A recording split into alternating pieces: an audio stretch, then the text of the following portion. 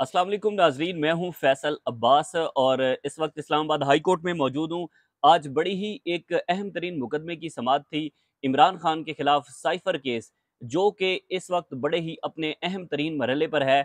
और cipher case में शहादतें भी जो थी वो भी रिकॉर्ड हो रही हैं। और उसके साथ साथ बेसिकली जो साइफर केस के जज तैनात किए गए हैं, जस्टिस अबुल हसनात जुल्करनैन, उनकी तैनाती कानून और आइन के मुताबिक हुई है या नहीं हुई।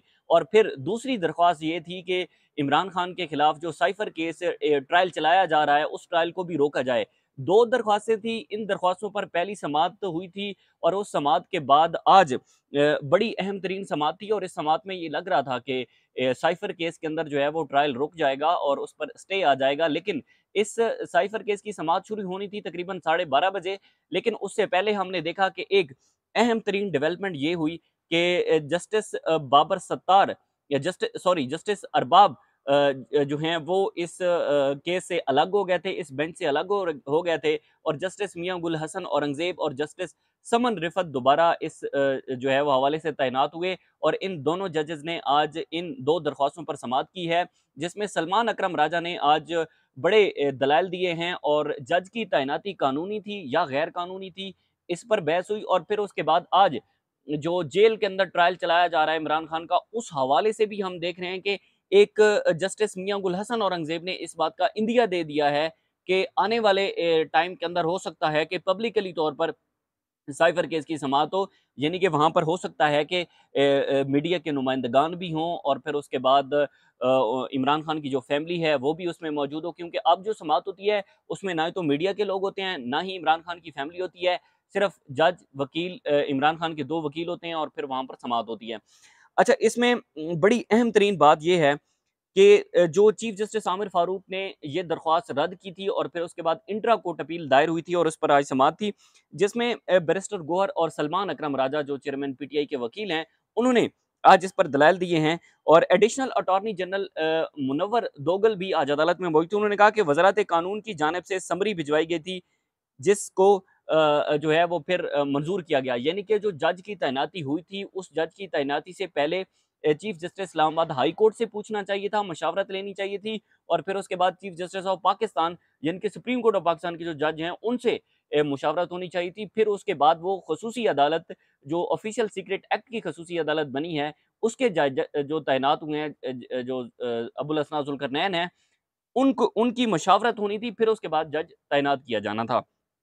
इस पर एडिशनल अटॉर्नी जनरल ने कहा कि इंसदाद दहशतगर्दी के अदालत के जज को ऑफिशियल सीक्रेट एक्ट के खसूसी अदालत का जज तैनात किया गया।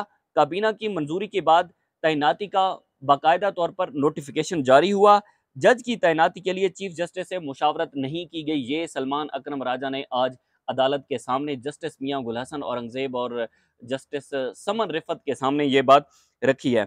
सलमान अकरम राजा ने यह कहा कि जनाब, विफाकी हुकूमत ने अपनी मर्जी से एक जज, ऑफिशियल सीक्रेट एक्ट की अदालत का जज, उसको तैनात कर दिया। यानी कि विफाकी हुकूमत ने अपनी मर्जी से किया, ना ही तो वजारत कानून से कोई इजाज़त ली गई और ना ही जो उस वक्त इस्लामाबाद हाई कोर्ट के चीफ जस्टिस हैं या फिर सुप्रीम कोर्ट के चीफ जस्टिस हैं उनसे ली गई। जज की तैनाती के लिए मुतलका चीफ जस्टिस से मुशावरत नहीं की गई। हम रजिस्ट्रार ऑफिस से पूछ लेते हैं कि क्या चीफ जस्टिस से मुशावरत का प्रोसेस हुआ या नहीं। ये जस्टिस मियां गुल हसन औरंगजेब ने कहा। उसके बाद अटॉर्नी जनरल ने कहा कि समरी में लिखा है कि चीफ जस्टिस की मुशावरत से तैनाती हुई। ये फेडरल मामला है तो मुशावरत चीफ जस्टिस पाकिस्तान से होनी चाहिए थी। इसमें एक नुक्ता बड़ा ही अहम तरीन, जिसमें आज हमने देखा कि जो पीटीआई के वकील थे सलमान अकरम राजा, उन्होंने थोड़ा सा ऐसे यू टर्न लिया और उन्होंने कहा कि पहले उन्होंने कहा कि जनाब, chief justice Islamabad high court से जो है वो तैनाती के लिए मुशावरत होनी चाहिए थी। लेकिन बाद में उन्होंने कहा कि वो चीफ जस्टिस ऑफ पाकिस्तान से होनी चाहिए थी, यानी कि सुप्रीम कोर्ट के जो चीफ जस्टिस हैं उनसे मुशावरत होनी चाहिए थी। यहाँ पर आकर उन्होंने थोड़ा सा यू टर्न लिया।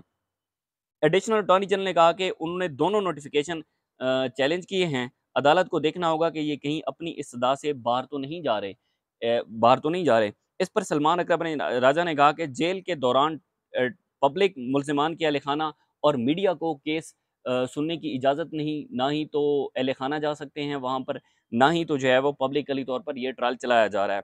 जेल के एक छोटे से कमरे में ट्रायल किया जा रहा है। मुल्जिमान के हकूक़ को भी देखना है। जिस पर साइफर केस में फ़र्द जुर्म आयद की गई। उन्होंने कहा कि 7 नवंबर को शहादतें रिकॉर्ड होनी हैं और फिर हम इस केस में नोटिस जारी कर रहे हैं।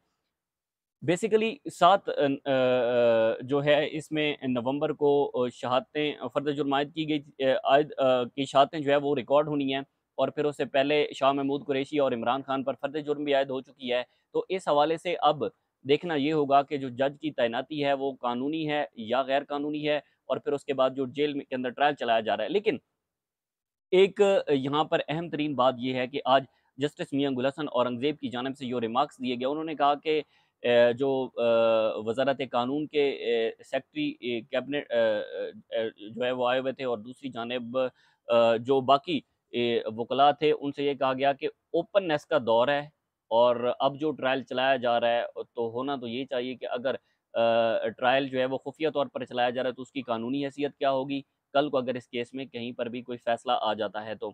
बेसिकली ये इंडिया दिया गया है कि हो सकता है कि आने वाले दिनों के अंदर ये केस पब्लिकली तौर पर साइफर केस चलाया जाए, जो कि इमरान खान के खिलाफ इस वक्त तेज़ी से जारी है और सज़ा सुनाने के लिए बड़े ही जो है वो तैयारियां की जा रही हैं। 28 इसमें 27 से 28 गवाह हैं। उनके बेसिकली पहले जो समाअत हुई थी उसमें ये तय हुआ था कि हर हफ्ते के अंदर एक समाअत होगी और उस एक समाअत के अंदर जो है वो 2 गवाह के बयान रिकॉर्ड किए जाएँगे और फिर उन पर जो है वो क्रॉस एग्ज़ामिनेशन भी उसी वक़्त होगी। लेकिन साइफ़र केस में जो जिस तरह से ये ट्रायल चलाया जा रहा है, अगर इस्लामाबाद हाई कोर्ट कोई इसमें स्टे नहीं देती या कोई बड़ा फ़ैसला नहीं आता, इमरान खान को रिलीफ़ नहीं मिलता, तो फिर हम कह सकते हैं कि जनवरी से फरवरी के दौरान जो है वो साइफ़र केस हमें यहाँ पर जो है वो अपने इख्तिताम को पहुँचता दिखाई दे रहा है कि जनवरी से फरवरी के दौरान कोई भी इमरान खान के खिलाफ एक बड़ा फ़ैसला आ सकता है। ये थी अब तक की ये तमाम डेवलपमेंट्स इस्लामाबाद हाई कोर्ट से। हम आपको बराह रास्त जो है वो आगाह करते रहते हैं। मुद्दा ये होता है कि जो भी केस होता है हम आकर बताते हैं कि केस के अंदर आज प्रोसीडिंग क्या हुई, समाअत के अंदर क्या हुआ। तो जो भी आपकी राय हो आपने कमेंट्स में हमें ज़रूर देनी है, बताना है, और कोई भी सजेशन हो वो भी देनी है कि किस तरह से हम मज़ीद वीडियोज़ करें और किस तरह से मज़ीद इस चीज़ को लेकर चलें। तो मिलते हैं अगली वीडियो के साथ, तब तक के लिए मुझे दी इजाज़त। अल्लाह हाफ़िज़।